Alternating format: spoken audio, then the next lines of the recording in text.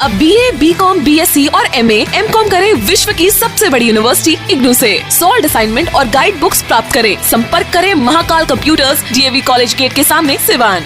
आज का ये जो कार्यक्रम है वह शहीद अशफाकुल्लाह खां, राम प्रसाद बिस्मिल और रोशन सिंह के बलिदान दिवस पर उनको याद करने के लिए समर्पित है।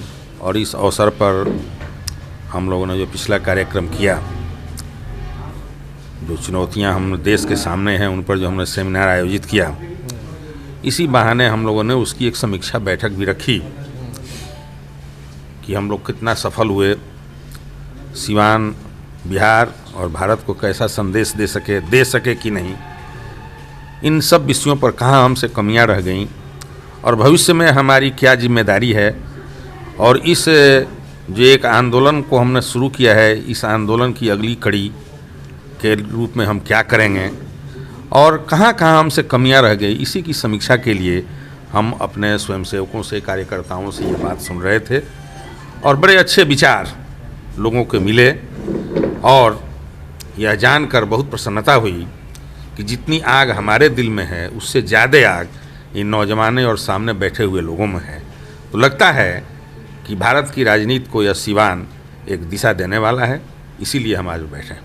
सुशील भाई ने और नेमत भाई ने इस मंच से इस प्रश्न को उठाया और हमारे माननीय विधायक शकील अहमद खान ने विधानसभा में इस बात को उठाने का हमें वचन दिलाया और राष्ट्रीय स्तर के कांग्रेस के नेता कन्हैया कुमार ने इस बात का संज्ञान लिया। यह बात जिला प्रशासन को बहुत लगी और जो भागीदारी उस सम्मेलन में थी, यहाँ के जिला प्रशासन और विशेषकर हमारे जिलाधिकारी महोदय को ये लगा कि अगर यह काम नहीं होता है और अगर यह हुजूम दाहा नदी की तरफ घूम गया तो यह लॉ एंड ऑर्डर की समस्या खड़ी हो जाएगी। और एक IAS अफसर होने के नाते उन्होंने यह बहुत ही नेक निर्णय लिया कि हम लोगों को आंदोलन नहीं करना पड़ा। सिवान के धरती पर ख़ासतौर पर स्वतंत्रता सेनानियों और शहीदों के सम्मान में हम लोगों ने एक कार्यक्रम ऑर्गेनाइज किया था, जिस कार्यक्रम में डॉक्टर कन्हैया कुमार और डॉक्टर शकील अहमद खान, जो कि दोनों पूर्व अध्यक्ष हैं JNU के, उन्होंने शिरकत किया और एक शानदार कार्यक्रम हम लोगों ने किया। और आज हम शहीद अशफाकुल्लाह खान, राम प्रसाद बिस्मिल और ठाकुर रोशन सिंह के शहादत दिवस के मौके पर एक समीक्षा बैठक के तौर पर हम फिर से मिल रहे हैं। और जो जन समस्याएं हैं, जैसा कि पुल का सवाल भी आपने उजागर किया, वो आपका उठाया। दरअसल राष्ट्रीय स्तर के एक मंच से एक राष्ट्रीय स्तर के नेता ने जब उस मसले को संज्ञान में लिया तो निश्चित ही जिला प्रशासन की नींद टूटनी तय थी। और हम इस बात को मानते हैं कि देर सवेर वह पुल बने, जल्दी से जल्दी पुल का निर्माण करे। इसको लेकर भी यह जो आयोजन समिति जो बनी थी, जिसने एक सेमिनार ऑर्गेनाइज किया, उसको लेकर हम लंबे समय से ज़रूरी होगा तो चरणबद्ध आंदोलन की दिशा में भी हम जाएंगे। और आने वाले दिनों में कई ऐसे शख्सियत हैं जो कि कहीं ना कहीं से हमारी आने वाली पीढ़ियां वह नज़रअंदाज कर देती है, उनको भूल जाती हैं।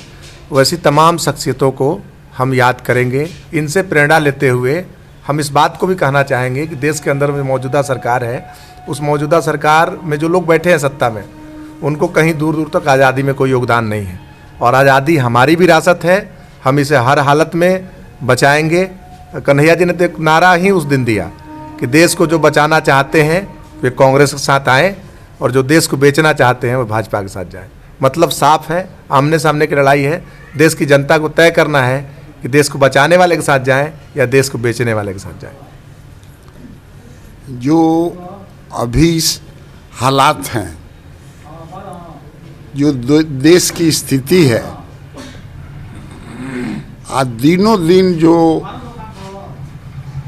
देश की स्थिति खराब होती जा रही है, हम धन्यवाद देंगे अपने डॉक्टर के एहतसाम को कि शुरुआत यही आदमी किया। कुछ लोगों को लेकर के बैठक की और कुछ लोग के बैठक करने के बाद ये तय हुआ कि हम लोग एक सेमिनार करें, और वो सेमिनार जो इस धरती के लाल हैं, जो अपने इस धरती के लिए और स्वतंत्रता सेनानी के आंदोलन में शरीक हो करके वो लोग अपने को आत्म निछावर किया, वो सब लेकर के उसी पर तय हुआ ये एक सेमिनार हो। कांग्रेस का कार्यक्रम इस सभी लोगों का एक सम्मेलन था। बुद्धिजीवी जितने लोग समझे ये आज की स्थिति बहुत खराब है, इसीलिए सभी दल के लोग लगभग हम लोग को सहयोग किया। यही है ये डॉक्टर एहतेशाम जी हम लोग को इन्वॉल्व किए, उसमें सुशील जी आए, कमलेश जी आए, जमाल जी आए, और सुशील जी जो कांग्रेस में मिले, तो ये सब बैठक करने के बाद हम लोग तय किया। समाज का एक ये विषय था और इसको समाज के लोग समाज के पास लेके गए और समाज को लगा कि हाँ उस विषय के साथ उनको बैठना चाहिए, बात करना चाहिए। तो समाज उस विषय पर आया और समाज ने उस विषय पर बात की, और निश्चित रूप से हमारे जो पत्रकार बंधु भी उसी समाज के हिस्सा हैं, उन लोगों ने भी बहुत बढ़िया तरीके से समाज के बीच उस संदेश को लेकर गए। तो ये पूरा का पूरा जो क्रेडिट है ये हमारे सकारात्मक समाज की सोच को जाता है कि हमारा समाज वाकई आज भी सकारात्मक विषयों पर इस तरह से जागरूक है। तो हमारा पूरा का पूरा जो हम लोग धन्यवाद देते हैं अपने सिवान की ज़मीन पर, जिस ज़मीन को लोग मुख्तलिफ़ वक्त में कुछ दूसरी चीज़ों से भी जोड़ देते हैं। यकीनी तौर से ये डॉक्टर राजेंद्र प्रसाद और मौलाना मजरुल हक साहब की सरज़मीन है और शहीद उमाकांत सिंह की सरज़मीन है, और यहाँ पर उतनी ही ऊर्जा है कि अगर आप कोई भी सकारात्मक विषय पर बात करें तो लोग आपकी बातों को बहुत अच्छे तरीके से सुनते हैं।